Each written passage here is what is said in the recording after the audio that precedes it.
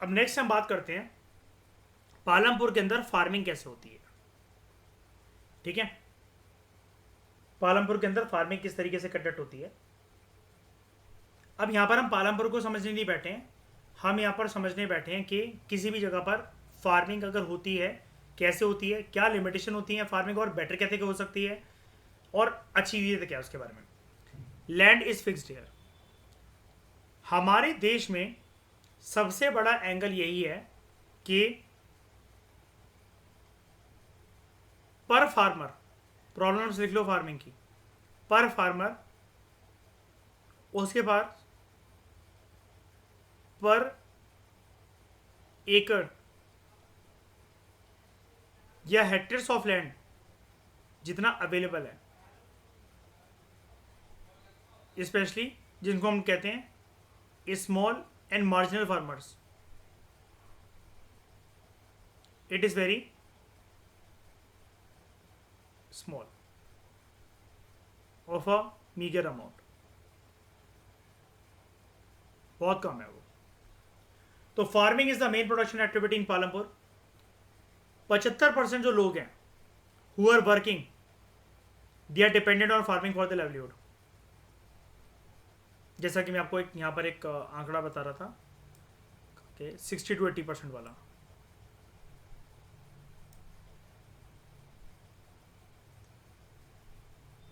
तो they are dependent on farming for the livelihood.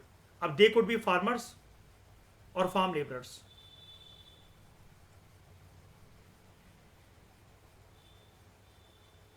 The wellbeing of these people is closely related to production on the farms. मतलब अब जो भी production होगी farm land पर वही इनकी आमदनी बनेगी।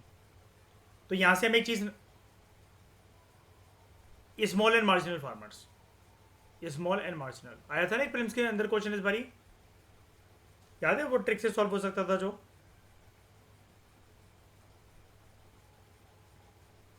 इसलिए इन दोनों को अलग करके बोला जाता है। इसकी डेफिनेशन भी मैं आपको बताऊंगा इकोनॉमिक्स के अंदर, स्मॉल किसको मार्जिनल किसको बोला जाता है, अभी चैप्टर्स आगे बढ़ने दो। लेकिन एक बेसिक कंस्ट्रेंट है फार्म प्रोडक्शन को अगर रेस करना है ना, अगर बढ़ाना है, तो एक बेसिक कंस्ट्रेंट है लैंड एरिया जो कल्टीवेशन के अंदर अवेलेबल है, इट इज प्रैक्टिकली फिक्स्ड। वो बढ़ नहीं सकता। क्यों नहीं बढ़ सकता, मैंने आपको क्या बताया, पर फार्मर पर एकड़ या hectares of land it is very limited. आप खींच थोड़ी ना दोगे लैंड को, और वो क्यों है, because most of the farmers are small and marginal farmers. जैसा कि हम यहां पर पढ़ रहे थे, मैं आपको एग्जांपल दे रहा था पंजाब हरियाणा के किसानों का बहुत ज़्यादा लैंड है ना, वो नहीं है। अब बहुत ज़्यादा लैंड यहां पर क्यों भी नहीं है इनके पास, हो सकता है कास्ट ऑफ डोमिनेंट फैक्टर है ही ना, हो सकता है ये स्मॉल और मार्जिनल फार्मर्स स्मॉल कास्ट के लोग हों। ऐसा हम क्यों कह सकते हैं,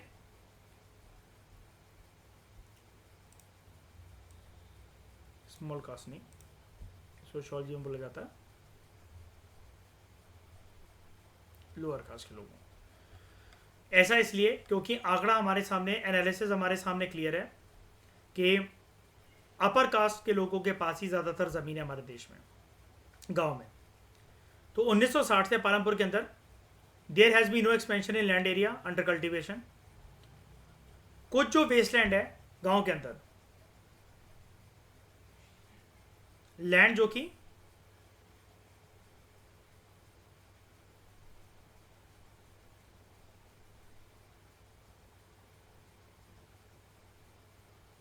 which is lying freely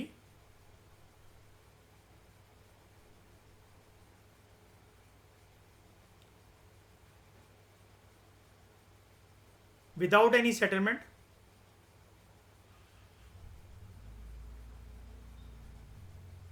or cultivation. So some of the baselands in the village they had been converted to cultivable land.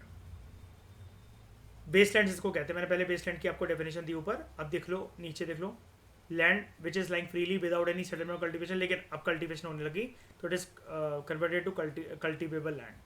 ये क्यों हुआ, एनालाइज करने की कोशिश करो। Very good, because of population pressure, population increase हुई। और याद है यही प्रक्रिया कहां पर सबसे ज्यादा होती है? हमारे देश में पॉपुलेशन डेंसिटी कौन से प्लेन्स में सबसे ज्यादा?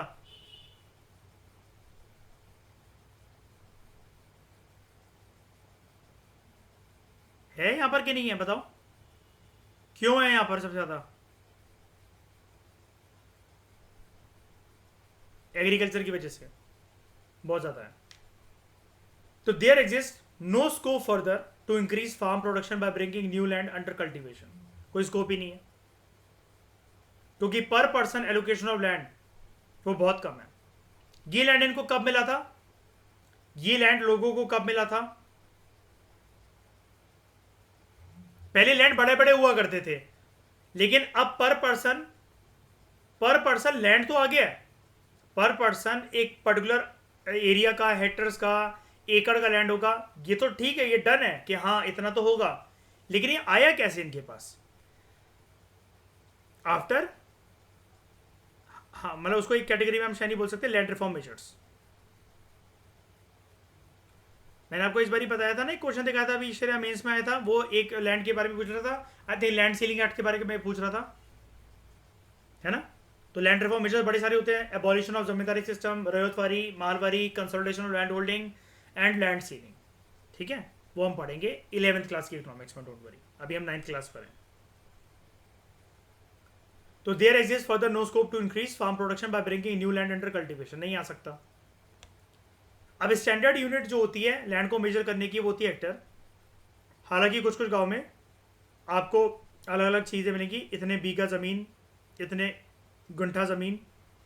तो 1 hectare equals the area of a square with one side measuring 100 metres. छोड़ो उसको, ये हमारा किसी काम का नहीं है। ये जो टर्म्स है ना लैंड को मेजर करने की कि क्या बोला जाता था, इससे क्वेश्चन पता है कहां पर आता है? नहीं यार, अरे यार मैं सब्जेक्ट बता रहा हूँ, एंशिएंट एंड मेडिवल हिस्ट्री के अंदर उस जमाने की जो टर्म्स थी वो पूछता यूपीएससी। तो और क्या तरीका हो सकता है? क्या कोई और तरीका है जहां पर हम सेम लैंड से ज्यादा ग्रो कर सके? एक तो सबसे पहले अगर आप पहले मुझे एक बार बताओ, फार्मिंग एक रिस्की बिजनेस है क्या नहीं है? है ना? अगर आपकी फसल खराब हो जाए तो जीरो प्रॉफिट ना, जीरो प्रॉफिट ना। लेकिन फसल अगर खराब होगी तो इसका ये तो नहीं है कि लैंड खराब हो गया। फसल खराब होने का मतलब ये होता है कि लैंड खराब हो गया। अगले क्रॉपिंग सीजन यहां पर कुछ भी नहीं उग सकेगा, ऐसा तो कुछ नहीं है। तो क्यों ना मैं अपनी 100% इन्वेस्टमेंट एक ही फसल पे ना करूं? मैं सेम लैंड से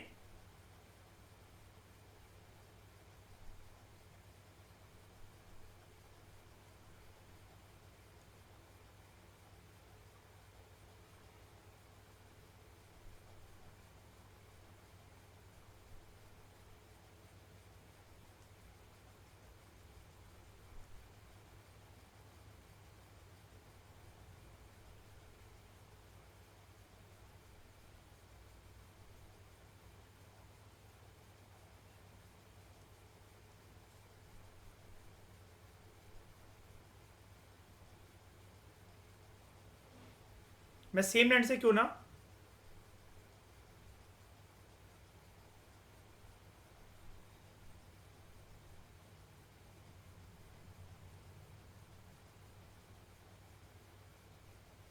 मल्टीपल क्रॉपिंग सिस्टम को अपना लूं? बताओ, ये ज्यादा बेटर नहीं रहेगा? राइट?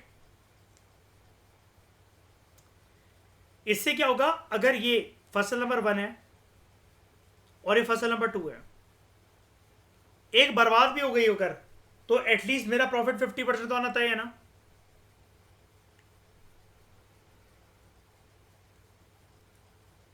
रिटर्न ऑन इन्वेस्टमेंट 100% तो नहीं आएगी, लेकिन कुछ परसेंट तो आएगी।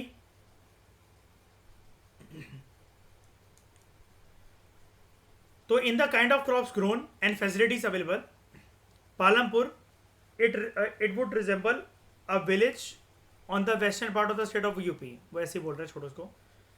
All land is cultivated in Palampur, no land is left idle. जब पूरे का पूरा लैंड कल्टीवेशन के अंदर है, कोई जमीन का हिस्सा खाली पड़ा ही नहीं है, फिर ये राइटर हमें क्यों बोल रहा है कि कोई ऐसा तरीका है क्या कि एक सेम लैंड से कोई ज़्यादा ग्रो कर सकता है?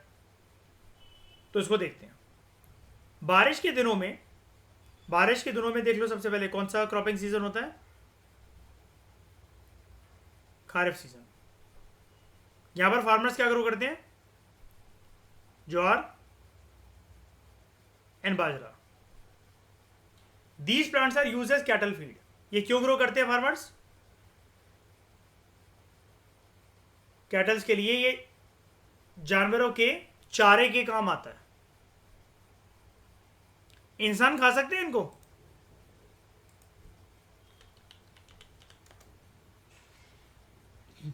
बाजरा नहीं खा सकते मयूर? नहीं, ज्वार तो हिंदी में ही, सॉरी।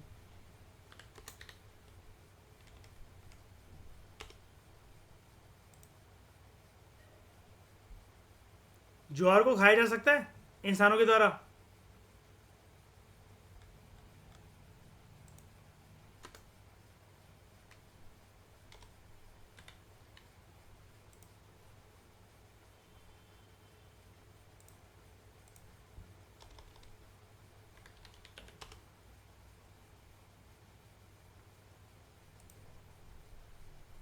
उपमा बनता है इससे,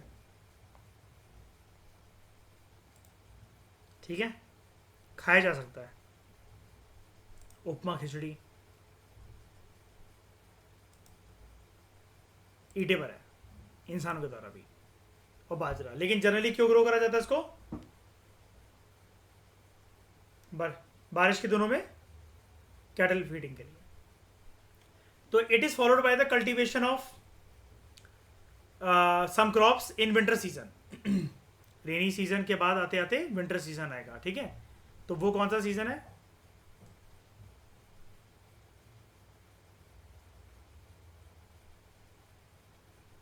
राबी।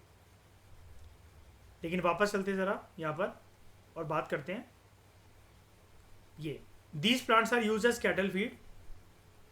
It is followed by the cultivation of potato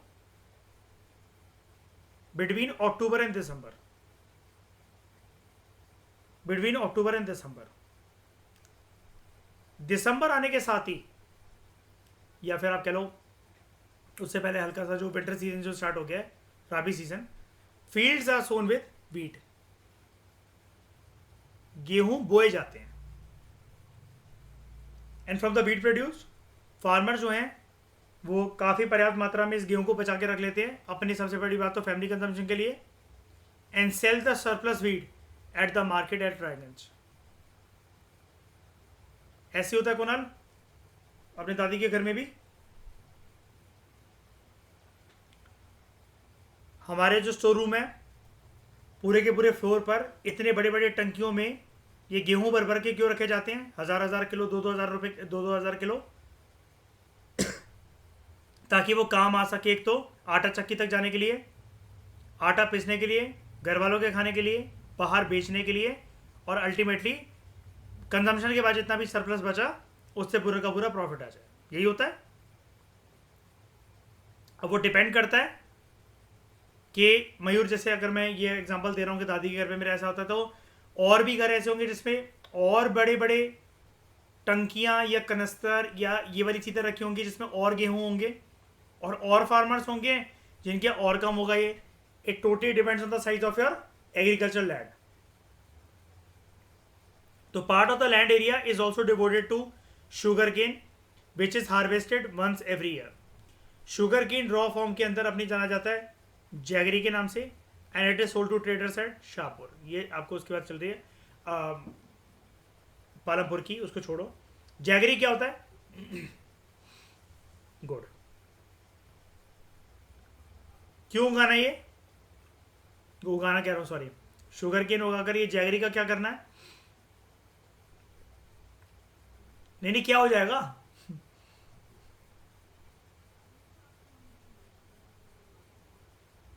नहीं, जैगरी से प्रॉपर चीनी नहीं बनती है।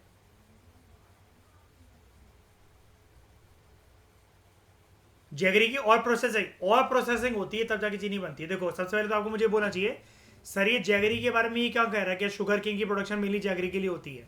वो कह रहा है बस जैगरी रॉ फॉर्म के मतलब शुगर केन एक रॉ फॉर्म के अंदर जैगरी की तरह यूज होती है। जैगरी बहुत ज़्यादा प्रोड्यूस नहीं मतलब बहुत ज़्यादा यूज़ नहीं होती है, एक यूज़ होती है अच्छी खासी मात्रा में।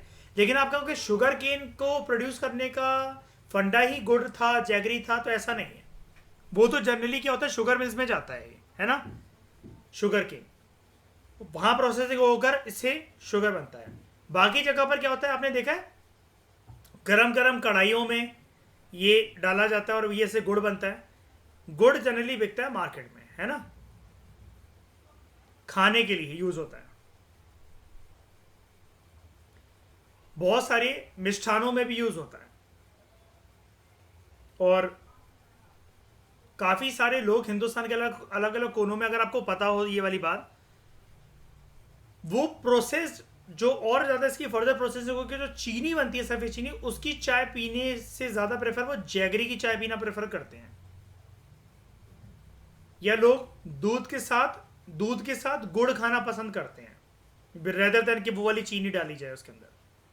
सफेद जब प्रोसेस हुई चीनी होती है ना वो खतरनाक हो जाती है, जैसे नॉर्मल चीनी। या फिर आप शायद से एक चीज जानते होगे, श्रेया बताशे के बारे में जानते हो? व्हाट इज बताशा?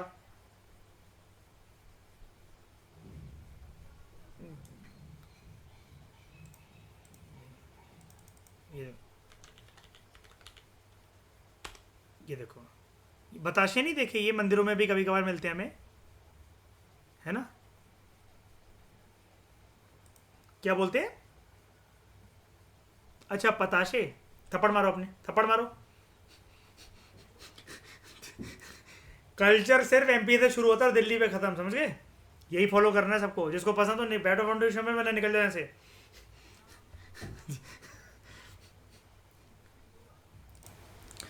तो main reason why farmers are able to grow 3 different crops in a year in Palampur, क्योंकि यहाँ पर इरिगेशन सिस्टम बहुत बढ़िया है। एक क्रॉपिंग सीजन अगर फेल हो रहा है, दूसरा तीसरा। लेकिन यहाँ पर चलो कुछ एनालिसिस करते हैं। क्रॉप्स ऐसे ही थोड़ी ना उग जाएंगे। फार्मर्स को बड़े बार रिच रिच जमींदारों से क्या लेना पड़ता है? लोन फ्रॉम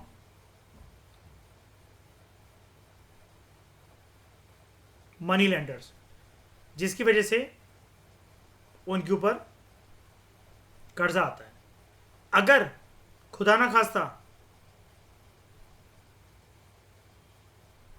ये क्रॉपिंग सीजन या ये क्रॉपिंग साइकिल अगर फेल कर गया, तो अगर ये फेल कर गया तो ये कर्जा और बढ़ेगा और ये बन जाएगा डेट ट्रैप। नया लोन पुराने लोन को चुकाने के लिए, फिर इस एक्सपेक्टेशन में कि इस बारी फसल अच्छी होगी और शायद से वो ना हो पाए। बड़े सारे इसलिए जो बड़े सारे तो नहीं यार, कुछ फार्मर्स इसलिए जो सिस्टम समझ गए हैं थोड़ा बहुत भी, उन्होंने अगर अपनी एक जनरेशन बच्चों की पढ़ी लिखी जो निकाल दी है। आपको पता है आप घर बैठे बैठे खेती बाड़ी कर सकते हो। पता है शायनी वाली बात?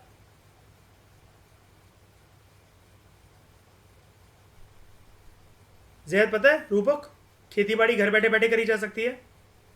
कैसे? Without doing manual labour.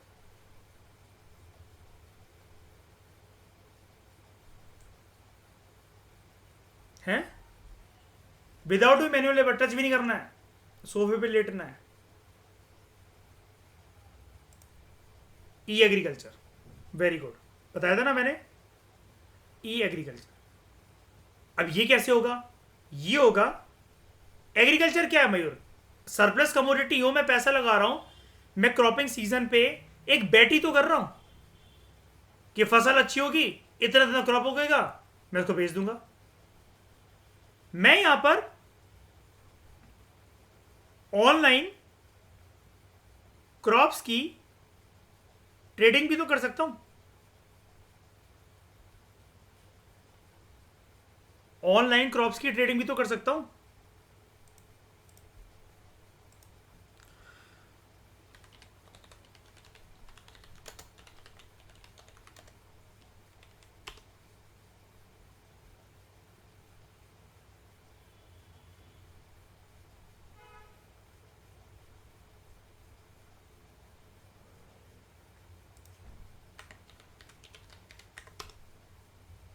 NCDEX पे, national commodities and derivative exchange of India limited, याद है इकोनॉमिक्स का लेक्चर।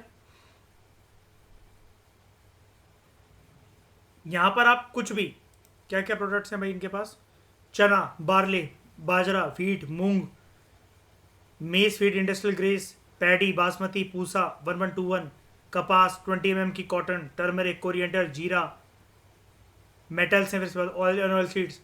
इसके अलावा जनरली क्या ग्रो होता है, जनरली कह रहा हूं मैं, स्पेशल कुछ ग्रो करना तो बताओ, लेकिन जनरली यही तो चीजें ग्रो होती हैं।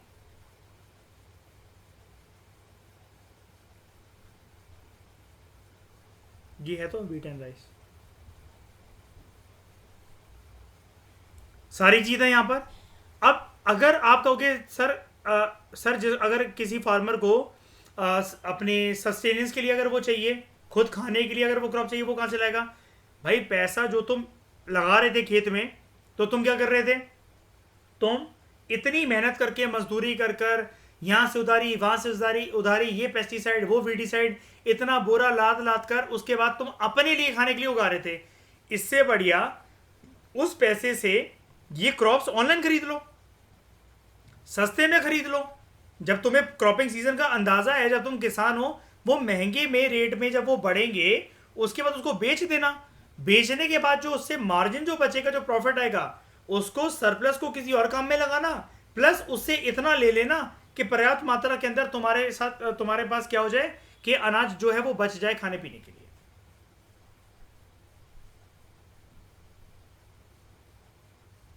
ये वाला काम भी हो सकता है अगर आपको अच्छी नॉलेज है ना।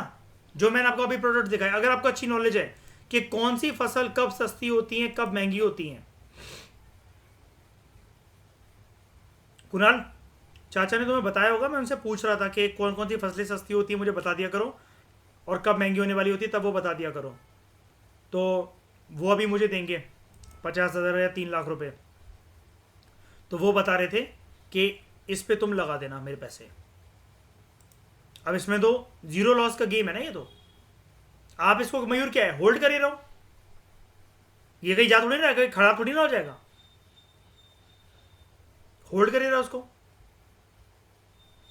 हाँ, डेरिवेटिव मार्केट में वही तो कह रहा हूँ, इसको कोई खराब थोड़ी ना हो जाएगा। आपने वीट ले लिया, ये आपके पड़े पड़े शेयर सड़ जाएंगे यहां पर। ये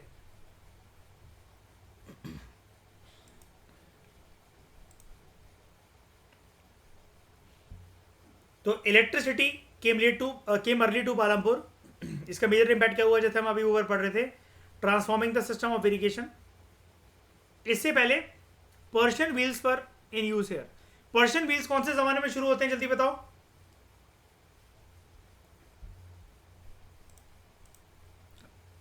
मेडिवल इंडिया।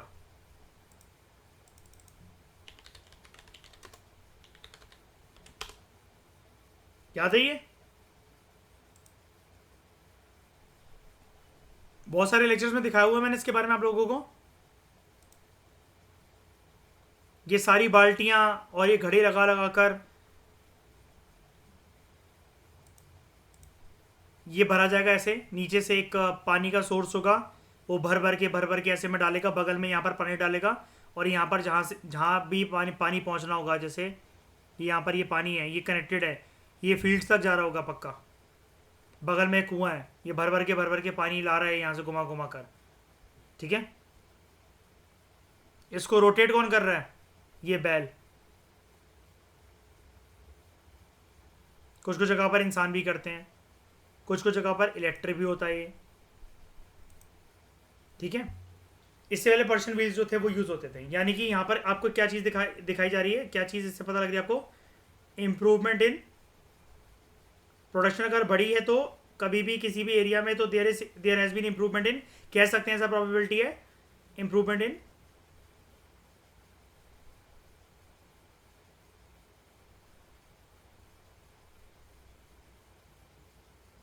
irrigation systems. ठीक है. Till then were used by the farmers to draw water from the wells and irrigate small fields. लोगों को लेकिन ये लगा कि बिजली से चलने वाले जो ट्यूबवेल्स हैं they could irrigate much larger areas of land effectively. अब कुणाल ये पता होगा ना तुम्हें, हमारे जितने खेत हैं बहुत साल पहले ट्यूबवेल नहीं था, लेकिन ऑलमोस्ट 1 या 1.5 डिकेड पहले 10 से 12 साल पहले ट्यूबवेल लगा था हमारे खेतों पे, और तब से पानी आराम से खेतों तक पहुंचता है. और अब से प्रोडक्टिविटी भी तब से 1 डिकेड में हमारे खेतों की ज़्यादा बढ़ गई है, ज़्यादा फसल होने लगी है, टाइम पर हो जाता है सब कुछ. लेकिन उससे दिक्कत क्या हुई है एमपी वालों की, ग्राउंड वाटर कम हो गया. तो first few tube wells were installed by the government. सरकार ने मदद दी.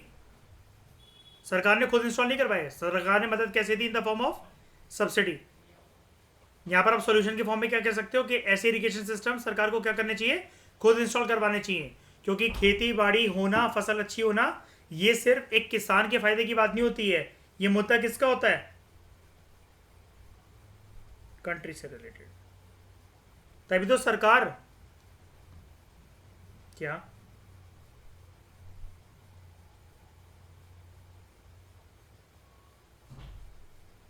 ऐसा होता है? अच्छा चलो.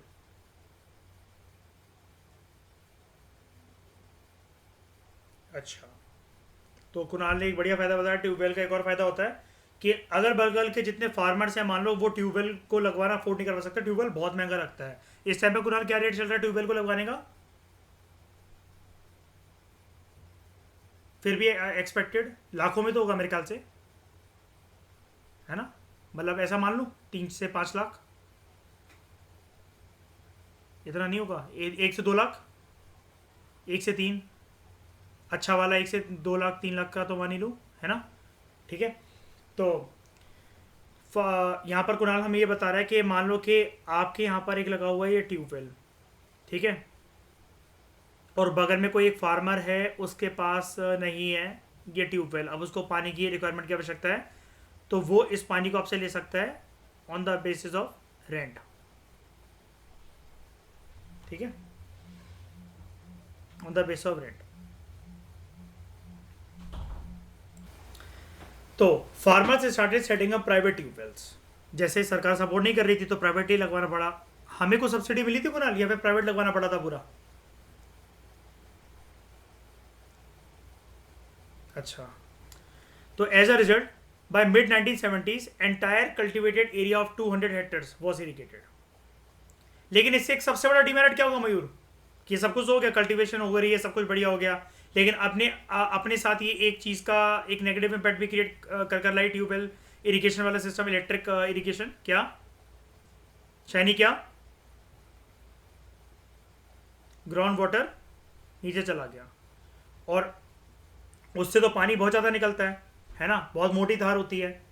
लेकिन ग्राउंड वाटर अगर ख़त्म हो रहा है, उसकी रिप्लेनिशमेंट के लिए टाइम तो चाहिए होता है ना. टाइम कब चाहिए होगा? मॉनसून सीजन का. और मॉनसून भी फिर बढ़िया होना चाहिए उस टाइम पर, बारिश के दिन बहुत अच्छे होने चाहिए. ज़रूरी नहीं है वो हर साल हो ऐसा, है ना. इस बारी दिवाली वाले दिन बारिश होगी, देखना, क्लाइमेट चेंज.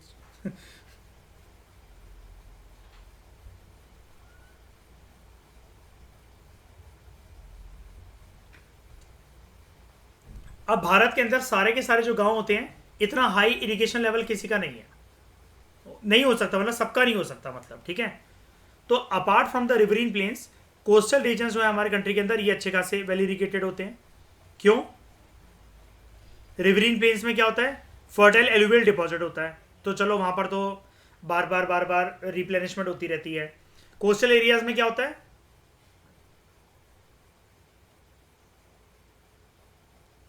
सीजनल रिवर्स होती है, रिवर्स होती है ना कम से कम. तो in contrast plateau region such as the Deccan plateau, they have low levels of irrigation. क्यों? रिवर्स इतना ज्यादा नहीं होता. सीजनल रिवर्स हैं भी यहाँ पर, लेकिन वो थोड़ा सा फार साउथ में जाकर मिलती हैं. डेक्कन प्लेट्यू भी इसको वैसे एकदम से ऐसे पूरा नहीं बोलना चाहिए ना, इसको बताना चाहिए मैं नॉर्दर्न साइड या सदर्न साइड, मिडल साइड कहाँ पर जाकर। सारा टेक्निकल प्लेट्यू जो है वहां पर अच्छा इरिगेशन नहीं है ना। टेक्निकल प्लेट्यू को आप एक सांस में नहीं बोल सकते हो, लाइन गलत है ये। वैसे देख पा रहे हो उसको भाई? टेक्निकल प्लेट्यू की तो पूरी कहानी होती है पैडी कल्टीवेशन की, फिर ये कैसे कह रहा है हमसे कि technical plateau they have low levels of irrigation? Low levels of irrigation में कभी भी चावल आ ही नहीं सकता बगल में, है ना? तो of the total cultivated area in the country a little less than 40% is irrigated even today.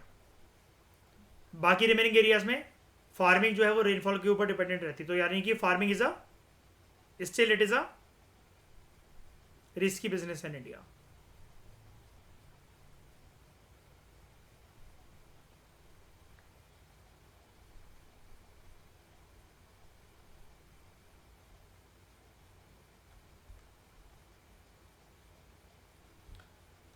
अब अगर एक से ज्यादा क्रॉप उगाना है अगर एक सेम पीस ऑफ लैंड पर during the year, it is known as multiple cropping. Multiple cropping, multiple cropping पहली बार आपकी लाइफ में यहां पर इंट्रोड्यूस करा जाता है। इसके बाद 8th क्लास की ज्योग्राफी में भी आता है वो, इससे पहले, और फिर 10th क्लास की ज्योग्राफी में आता है। इसको ध्यान से सुनते चलना, ये कितना इंपॉर्टेंट हो सकता है। एक मैं बात बताता हूं आपको।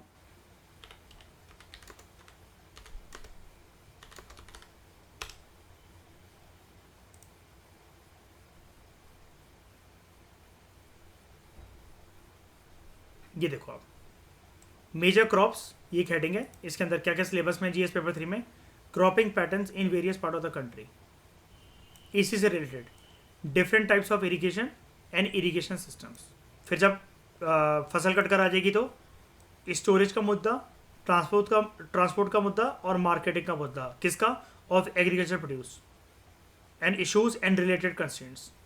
फिर टेक्नोलॉजी कैसे मदद कर सकती है फार्मर्स की, ई टेक्नोलॉजी एड ऑफ फार्मर्स। समझ रहे हो? ये पूरी कहानी है कि पूरी कहानी है, लेकिन इससे एक एक पॉइंट से क्रॉपिंग पैटर्न एक क्वेश्चन, टाइप्स ऑफ इरिगेशन एक क्वेश्चन, स्टोरेज एक क्वेश्चन, ट्रांसपोर्ट एक क्वेश्चन, मार्केटिंग एक क्वेश्चन, ई टेक्नोलॉजी एक क्वेश्चन। ऐसे ही आता ना पेपर। ये देखो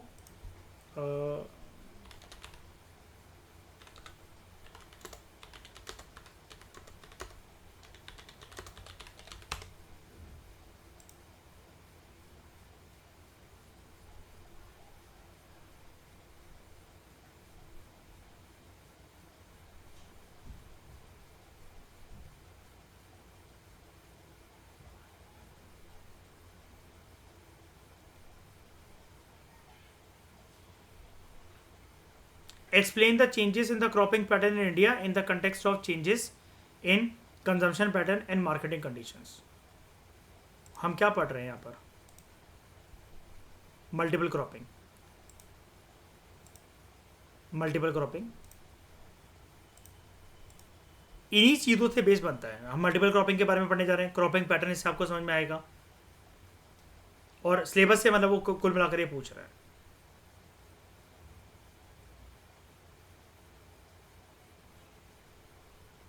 ये देखो syllabus, e technology in the aid of farmers, directly बस सिलेबस का पॉइंट है। How does e technology help farmers in production and marketing of agriculture produce. अब देख रहे हो, production and marketing, production and marketing of agriculture produce.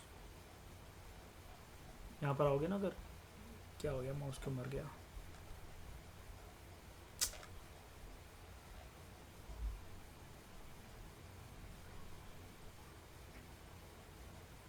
Changes in cropping pattern in the context of consumption pattern and marketing conditions.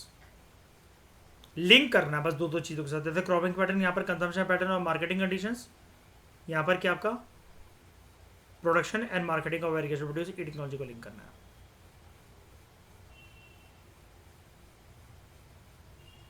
बस simple.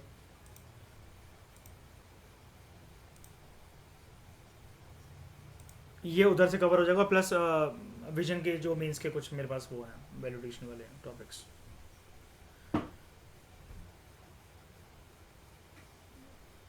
हाँ, तो it is a most common way of increasing production on a given piece of land. सारे के सारे जो farmers है पालमपुर के अंदर, they grow at least 2 main crops.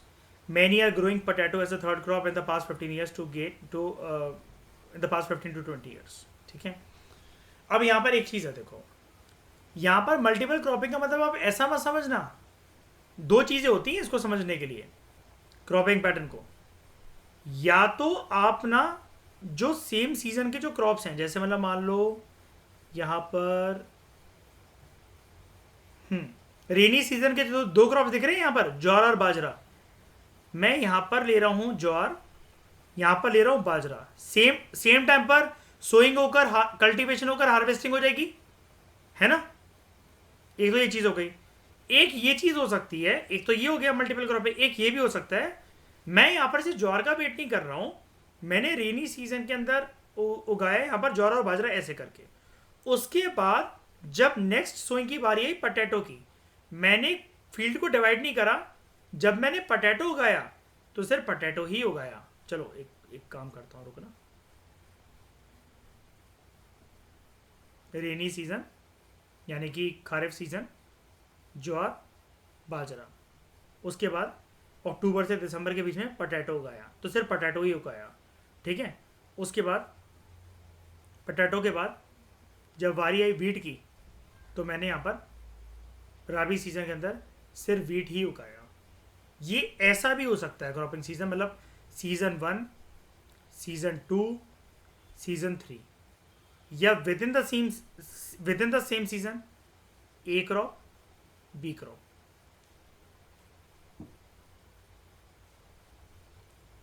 अपने फार्मलैंड्स में क्या होता है कुणाल? नहीं, कैसी वाली मल्टीपल क्रॉपिंग होती है? मतलब एक सीजन में कभी खेत को डिवाइड करके ऐसे होता है कि दो दो तरह के अनाज उग रहे हैं, होता है? अच्छा, और पूरे साल में अलग अलग तरह का भी उगते हैं ना, ठीक है। हाँ, एमपी में, नॉर्थ इंडिया में चावल की खेती करना फिजिबल है? रूपक, निर्वैर, योगिता, फिजिबल है श्रेया? एमपी में, नॉर्थ इंडिया में फिजिबल है? फिजिबल सही बैठेगी? होती बोती नहीं, होने को तो मैं छत पे उगा लूं अपने, तुम वो बताओ फिजिबल है कि नहीं? नहीं है, क्यों? ग्राउंड वाटर ठुक जाएगा जितना बचा है। और यही सर, हाँ क्या, एक बार, अच्छा अच्छा, कई लोग उगाते हैं वैसे अपने आसपास चावल।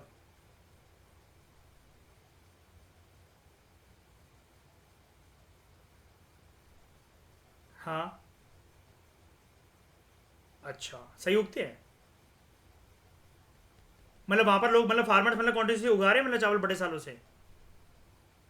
अच्छा, मयूर, ग्राउंड वाटर रिचार्ज ना होने का ट्रैप जोन आइडेंटिफाई हो गया। बहुत पानी चाहिए होता है चावल के लिए, बहुत ज़्यादा, इसलिए कहा भी ऐसा जाता है कोई गीली चीज़ हो चावल के डब्बे के अंदर रख लो तो वो पानी सोख लेता है चावल। पहले के जो ज़माने के लोगों को फ़ोन चले थे ना, तो हल्के से वो पानी से ख़राब हो जाते थे, बैटरी वैटरी निकाल के वो रखते थे, आपको याद होगा, है ना। तो लोग यही कहते थे सब कुछ खोल काल कर, इसका सिम ट्रे निकाल कर, बैटरी वैटरी सब कुछ निकाल कर चावल के डब्बे के अंदर रख दो, रात भर पानी सोख लेगा और सुबह फिर धूप के अंदर थोड़ी देर रख देना, चलने लग जाएगा। और ऐसा होता भी था, मैंने देखा है कहीं होगा। अब वो रातों रात ऐसे ही ठीक हो गया हो या धूप से ठीक हो गया हो, वो क्या नहीं जा सकता। अब आजकल के फ़ोन तो बहुत ही अच्छे हैं, है ना। गोरिल्ला स्क्रीन गार्ड, उनका क्लेम होता है कि गोरिल्ला भी स्क्रैच मार जाए तब भी स्क्रीन को कुछ नहीं होगा। मुझे प्रोटेक्शन मिली है वाली, है ना श्रेया, अपन को आईफोन में और S23 अल्ट्रा में। कहने वाली बातें होती हैं, खेलना हुआ तो उसके साथ 60,000 की स्क्रीन है। तो सारे के सारे जो फार्मर्स है पालमपुर के अंदर, they grow at least 2 main crops, mainly many are growing potato as a third crop, ठीक है। उसके बाद हाँ, अब मैं आपको एक चीज़ बताता हूँ, ये ट्रेंड बताता हूँ। यूपीएससी में ट्रेंड बेस्ड क्वेश्चंस काफ़ी आते हैं, जैसे एक कोई भी निकाल लेते हैं, यूपीएससी का प्रीलिम्स का ट्रेंड बेस्ड क्वेश्चन, कोई सा भी निकालते हैं।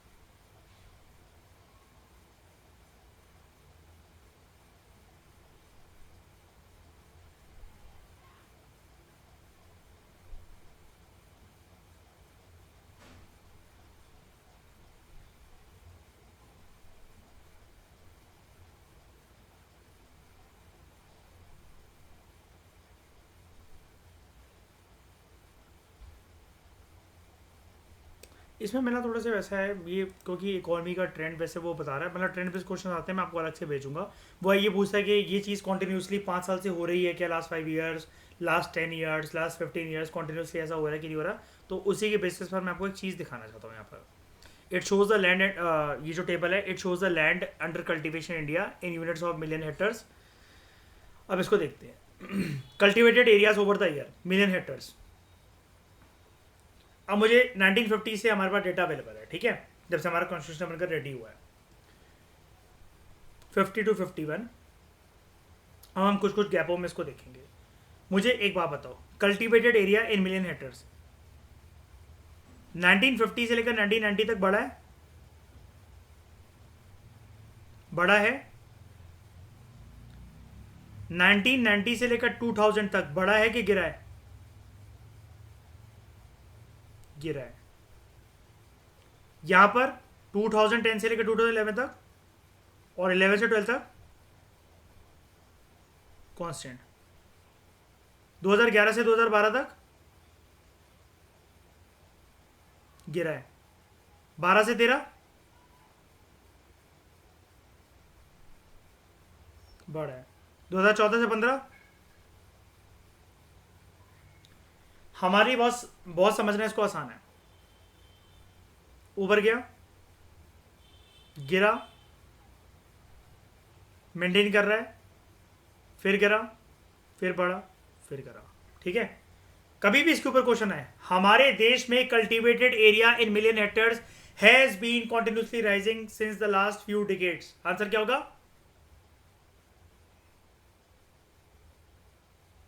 Continuously rising, continuously decreasing? Continuously तो है ही नहीं दोनों चीजों में, है ना। कांस्टेंट भी नहीं है, कहां कांस्टेंट दिख रहा है? गिर रहा है, बढ़ रहा है, गिर रहा है, बढ़ रहा है, कोई, हाँ, तो कोई पैटर्न नहीं है उसका। ये किसने दिया था हमें data? Pocket book of agriculture statistics 2017, directorate of economics and statistics, department of agriculture, corporation farmer welfare, ठीक है। ये सोर्स है, इसका सोर्स आपको याद नहीं रखना है, बस आपको एक बार पता लग गया। देखो अब आप कहोगे सर इसके आगे का डेटा जान लेते तो ज्यादा अच्छा होता, कोई जरूरत ही नहीं है। जब ट्रेंड ही खत्म हो गया, ट्रेंड ही टूट गया। अभी अगर कॉन्टिन्यूसली बढ़ भी रहा हो 2023 तक, अगर कोई इकोनॉमिक सर्वे हमें बताते, कोई फायदा ही नहीं है ना उसका, क्या फायदा है, ठीक है।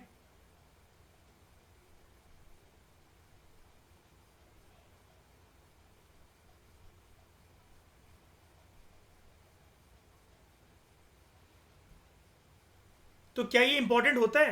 Is it important to increase the area under cultivation, irrigation, sorry, होता है। क्यों? ताकि क्रॉप प्रोडक्टिविटी अच्छी हो,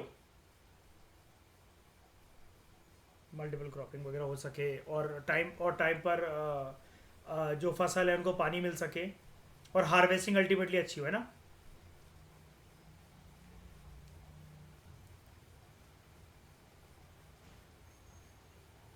हाँ, वो भी होगा, सॉइल इरोजन भी होगा, और ये भी हो सकता है कि लॉन्ग टर्म के अंदर एक ज़मीन, हाँ, डिसएडवांटेज तो देखो है ही, ज़मीन की प्रोडक्टिविटी लॉन्ग टर्म के अंदर ख़त्म भी हो सकती है।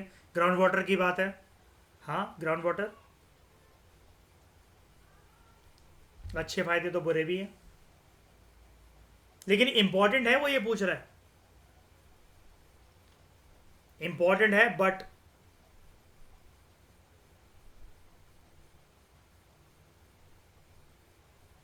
एट रिस्क, रिस्क इन्वाइट होंगे इसमें, होगा कि नहीं होगा?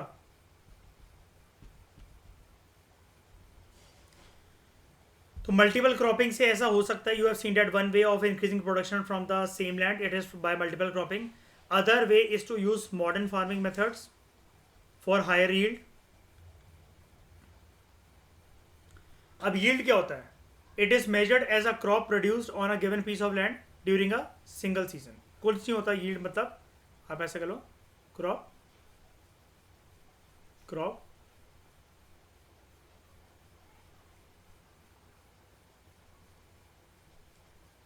प्रोडक्टिविटी, ठीक है। Yield is measured as a crop produce on a given piece of land during a single season, यानी कि क्रॉप प्रोडक्टिविटी।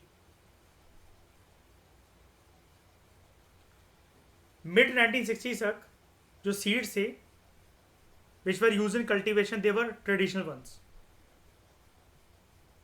जिनकी यील्ड काफ़ी कम थी, वो ख़राब हो जाते थे, कीड़े लग जाते थे उनमें, फंगस हो जाती थी, ठीक है।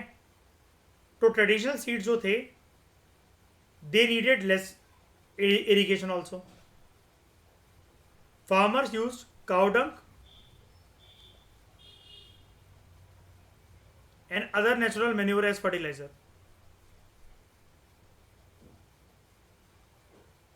और यही ज़माना लौट कर भी आ गया है, लोगों को यही चाहिए अब, जिसको हम लोग क्या कहते हैं,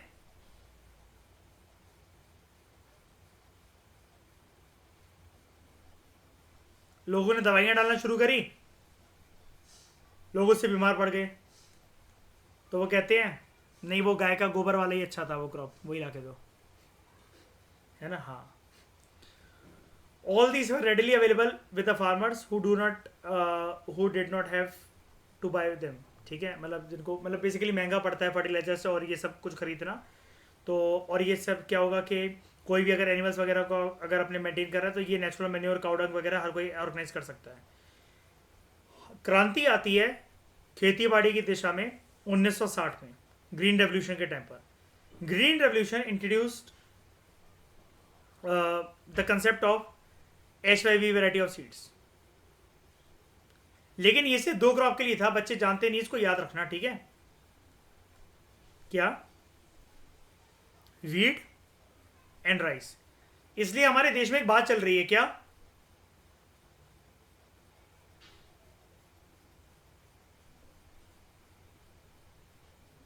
ग्रीन रेवोल्यूशन 2.0। 2.0 में क्या करा जाएगा? इससे बढ़कर भी तो कुछ सोचो। वीट एंड राइस सब कुछ थोड़ी ना है, पता है क्यों? ये बन जाएगा लोगों की स्टेबल डाइट का पार्ट। अब आपको पता है सिमिलर तरीके का फूड अगर आप कंज्यूम करते रहो आपकी हेल्थ खराब हो जाती है बहुत सालों तक, आपके जीन्स भी खराब हो सकते हैं। आप बहुत अच्छा सब कुछ खा रहे हो, बहुत बैलेंस करके चलते हो, पता चला आपके अंदर न्यूट्रिशनल डेफिशिएंसी हो सकती है।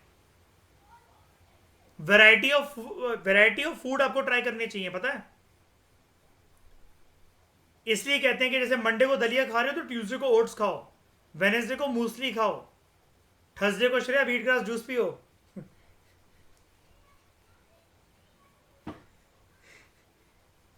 और फ्राइडे को मयूर घास खाओ। हाँ, सी ग्रास खाते भी लोग यार, क्या सुन रहे यार। दिखाया तो था PMFIS में, वो जैगलिन फर्नांडिस खाती तो है। हाँ, बस मयूर उसकी एंसेस्ट्री नहीं पूछिए, ठीक है। बयानी रचा ना उसके साथ। तो wheat and rice using high yielding variety of seeds. अब ये आप इनको कैसे सीड्स कहोगे? कैसे सीड्स? Technological seeds. क्या इनमें फर्टिलाइजर और पेस्टिसाइड की जरूरत होती है? बहुत ज्यादा। और ये नुकसानदायक है?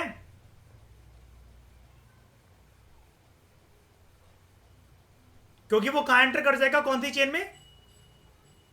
फूड चेन में। फिर उनको इंसान खाएंगे तो क्या होगा उनकी बॉडी में? पॉइजन होगा, इफेक्ट होगा, ठीक है। और अल्टीमेटली उनका परिणाम क्या होगा? सीमेंट्री, सीमेंट्री, ठीक है। तो compare to traditional seeds, HYV seeds promise to produce much greater amount of seed, much greater amount of grain on a single plant. यानी कि अगर ट्रेडिशनल प्लांट्स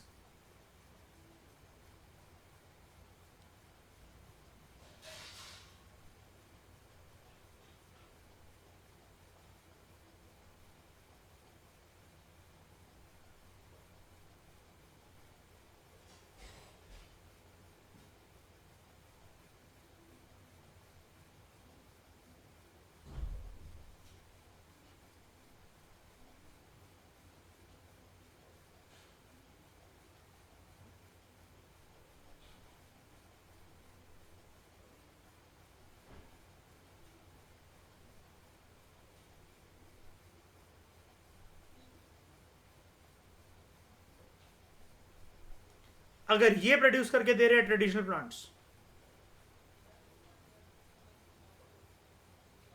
आपने एक सीड डाला,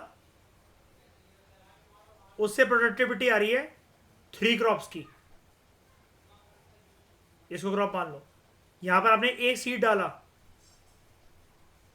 और आपको प्रोडक्टिविटी कम से कम देखने को मिल रही है 25 क्रॉप्स की, कम से कम, मतलब कुछ भी मान लो, है गिन लो बैठ के इसको, ठीक है। तो ये है HYV variety of seeds, high yielding variety. तो as the result same piece of land would now produce far larger quantities of food grains that was earlier possible. HYV जो सीड्स हैं, they need plenty they needed plenty of water and also chemical fertilizers and pesticides to produce best results. Higher yield कैसे possible है? They are possible only from a combination of HYV seeds, irrigation, chemical fertilizers, pesticides. दिक्कत वाली बात क्या है? ये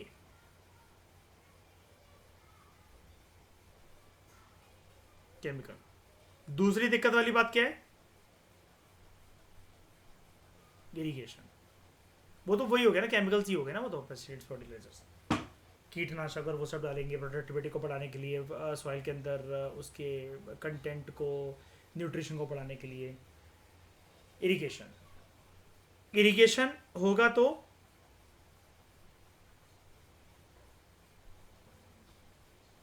ground water के ऊपर खतरा, केमिकल्स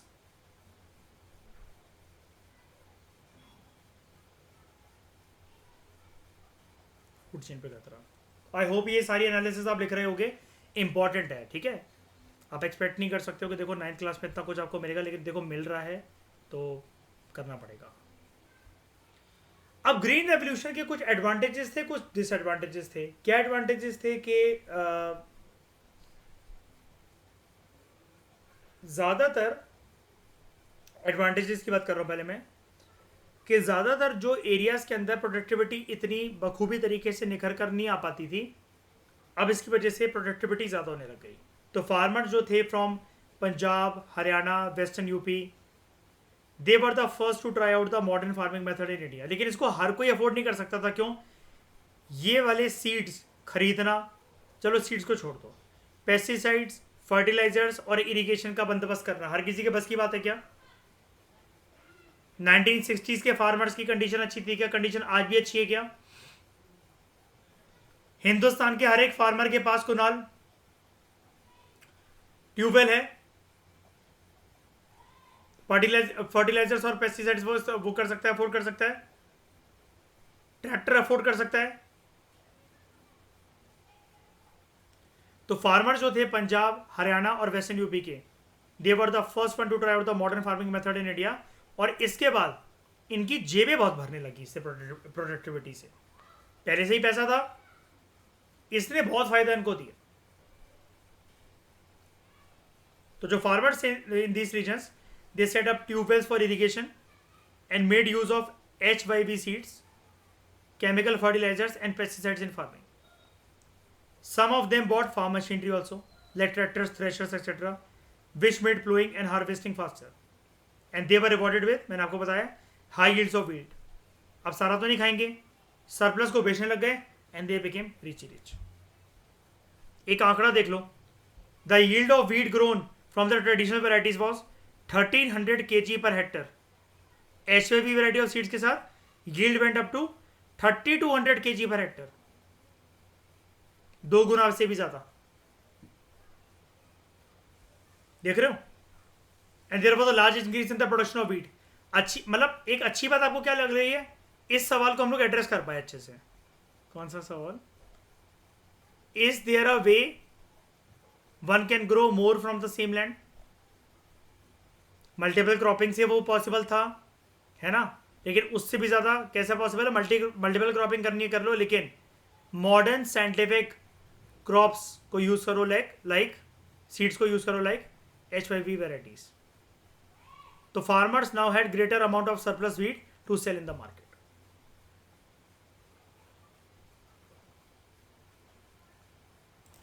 तो कुणाल, हम अपने खेत में क्या HYV वेराइटी सीड्स का इस्तेमाल करते हैं क्या? अच्छा,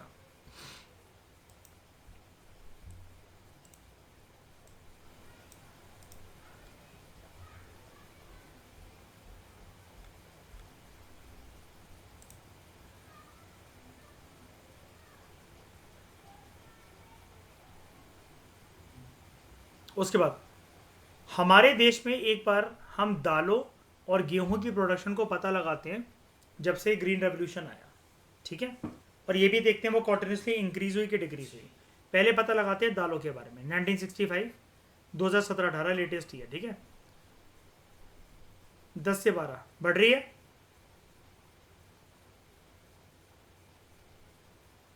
उसके बाद डिक्रीज हो गई, फिर बढ़ी, डिक्रीज, बढ़ी, सेम, बढ़ गई, डिक्रीज, सेम, बढ़ी है, बढ़ी है। इसका ग्राफ कैसा बनेगा? ग्राफ कांस्टेंट नहीं है, कॉन्स्टेंटली डिक्रीजिंग भी नहीं है, कॉन्स्टेंटली इंक्रीजिंग भी नहीं है।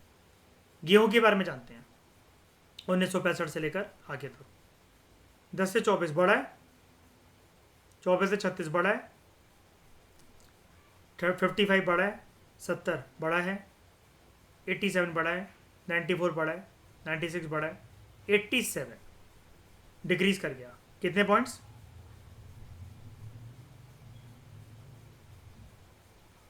बढ़ा, बढ़ा है, फिर बढ़ा। चलो, एक अच्छी चीज़ है कि हमें इस पर मेहनत नहीं करनी है। बीट प्रोडक्शन, पल्सेस प्रोडक्शन, या फिर अगर हम कहें कल्टिवेटेड एरिया, तीनों का ट्रेंड हमें कैसा मिला? जिगजैग ट्रेंड है ना, अनइवन ट्रेंड है, जिगजैग ट्रेंड है।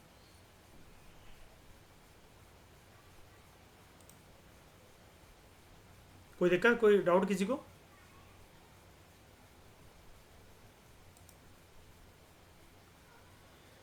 Will the land sustain? Land एक नेचुरल रिसोर्स है and it is necessary to be careful in its use. Scientific reports indicate करती हैं कि जो मॉडर्न फार्मिंग मेथड्स हैं, मॉडर्न फार्मिंग मेथड्स की बात हो रही है, H5P variety of seeds, they have over use the natural resource base. जैसे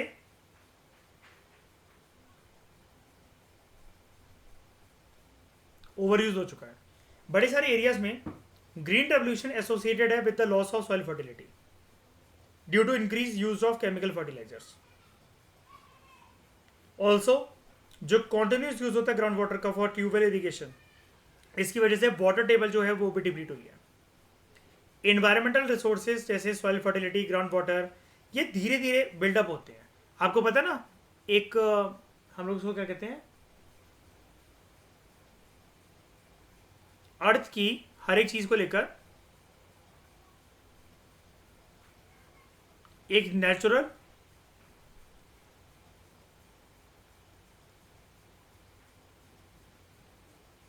रीजुवेनेशन साइकिल होती है, उसको टाइम लगता है। लेकिन इस साइकिल को डिस्टर्ब कौन करता है? जब ये मिसमैच कर जाती है विद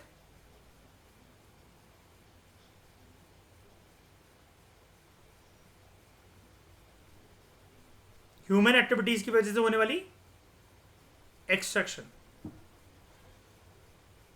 है ना। तो continuous use of ground water for tubewell irrigation, it has led to depletion of water table. Environmental resources जो है like soil fertility, ground water, बहुत सालों में बिल्ड होते हैं। एक बार ये बर्बाद हो जाए बहुत डिफिकल्ट होता है इनको रिस्टोर करना। तो we must take care of the environment to ensure future development of agriculture.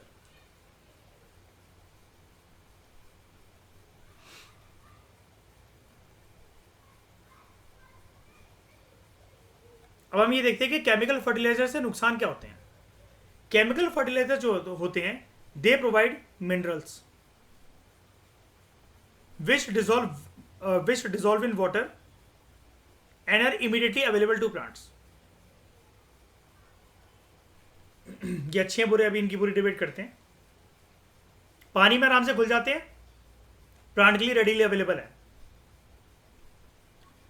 लेकिन these may not be retained in the soil for long. ये उधर से एस्केप हो जाएंगे एंड दे में पोल्यूट द ग्राउंड वाटर. अब सुनो क्या होगा से, या रिवर्स या लेक्स. मान लो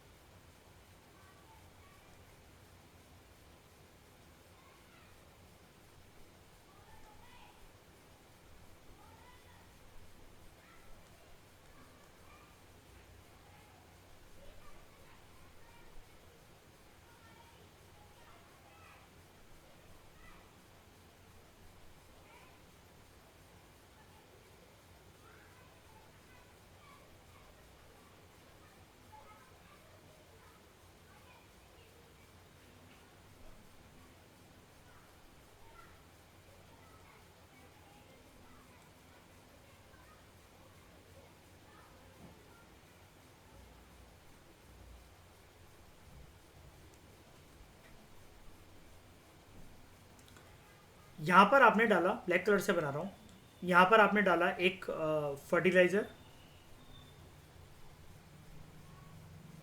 या पेस्टिसाइड या बीडीसाइड, कुछ भी मान लो. आपने इसका छिड़काव करा. ये ऑलरेडी ऐसी जगह पर है जहां पर पानी भी है और मिट्टी भी है.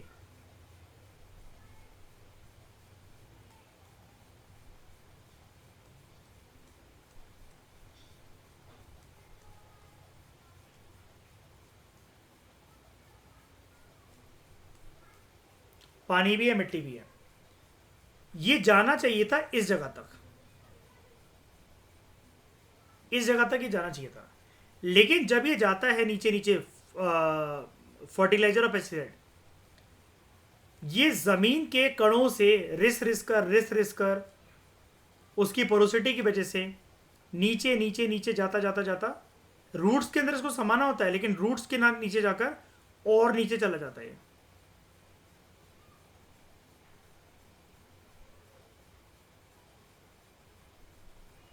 जब ये और नीचे जाता है, फार्मर्स क्या करेंगे,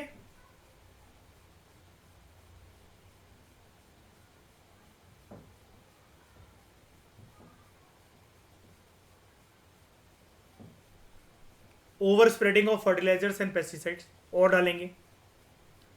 दिक्कत क्या है, ऊपर से ये जमीन ज्यादा टाइम तक उनको एब्जॉर्ब नहीं कर रही है, वो डालते जा रहे हैं. नीचे ग्राउंड वाटर, नीचे ग्राउंड वाटर पूरा का पूरा जहर बनता चला जा रहा है. इसकी रेड लेवल का डेंजर का खतरा ये बढ़ता चला जा रहा है. हाँ, मैं वही बताना चाह रहा था. ये मैंने PMFIS में वाला कंसेप्ट आपको पढ़ाया हुआ है साइकिल्स में, कि कैसे वो जो एब्जॉर्ब करना होता है प्लांट की रूट्स को, वो वहां पर एब्जॉर्ब ना होकर थोड़ा सा नीचे की तरफ चला जाता है वो, है ना. अब केमिकल फर्टिलाइजर्स क्या कर सकते हैं, they can also kill bacteria and other micro organisms in the soil. This means sometime after their use soil will be less fertile than ever before. फिर क्या करेंगे, ये इसका और छिड़काव करेंगे. करेंगे कि नहीं करेंगे, ये और छिड़काव करेंगे इसका फार्मर्स. यहां से आप एक दिक्कत लिख सकते हो. फायदे तो आपको पता है इसके, फर्टिलाइजर्स और पेस्टिसाइड्स के आपको फायदे पता है. केमिकल फर्टिलाइजर्स और पेस्टिसाइड्स और बीडीसाइड्स के क्या नुकसान है आप यहां से लिख सकते हो. अगले पैराग्राफ में एक नया एस्पेक्ट के बारे में बात करते हैं. यहां पर ये जो दे रखा है इसी सेम बॉक्स में, पर्पल कलर के बॉक्स में, जो केमिकल फर्टिलाइजर्स की जो कंजम्पशन है पंजाब के अंदर, it is highest in the country. Continuous use of chemical fertilizers की वजह से it has led to degradation of soil health. Punjab के जो किसान हैं, they are now forced to use more and more chemical fertilizers and other inputs to achieve the same production level. This means cost of cultivation is rising very fast. और अगर इनको कुछ use करना है अच्छा सा और लिमिटेड क्वांटिटी के अंदर, जिसका असर एक बोरी जितना हो, तो क्या यूज करा जा सकता है,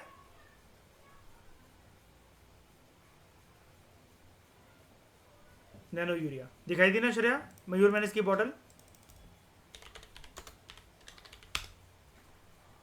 ये वाला, ये बोरी वाला कंपैरिजन दिखाता हूँ। हाँ यही जो आप कह रहे हो ना, ये इफ़को ने इसको डेवलप करा है। जितना एक 50 बोरी का जो यूरिया होता है उसको 500 ml की बॉटल में कन्वर्ट कर दिया गया है। हमारे कुनाली बोरी यूज होती है ना ऐसी, उसको फिर पानी में मिला मिला कर छिड़काव करा जाता है ना उसका। जैसे होली पे एक वो टांगने वाला एक वो पीट का वो आता है, पंप आता है जैसे ये वाला, ऐसे ही होता है ना।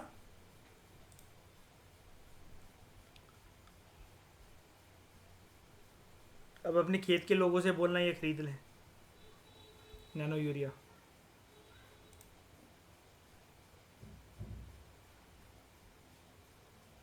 बताना बुढ़ा बेच रहा है ये।